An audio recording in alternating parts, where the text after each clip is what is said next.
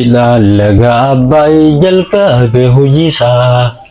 raawwii isaa arguudhaaf arjooma feesisaa haa hirmaatu namuu hamma dandeettiisaa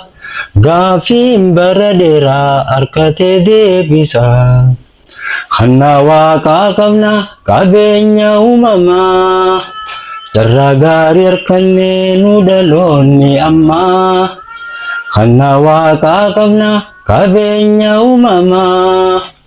carraa gaarii harkannee nu dhaloonni ammaa haatti fayyadamnu haa martii namaa dhaloota dhaalchifnaa bu'aa qabatamaa ilaalaga abbay jalqabe hojiisaa raawwii isaa arguudhaaf arjooma feesisaa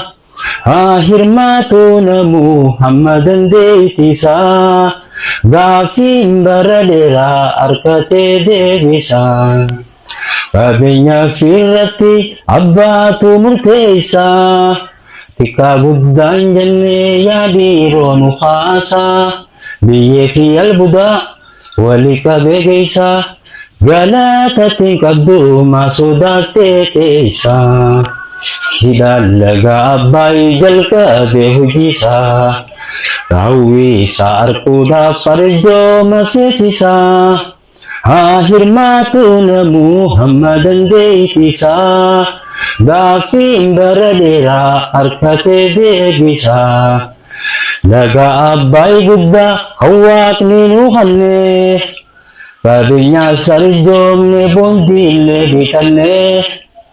bishaan abbay guddaa hawaasni nu hannee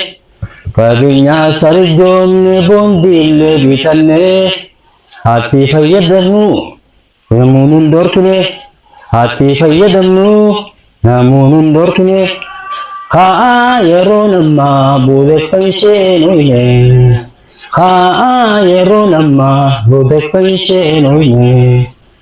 iddooleen sululaa rakkana hidhamtu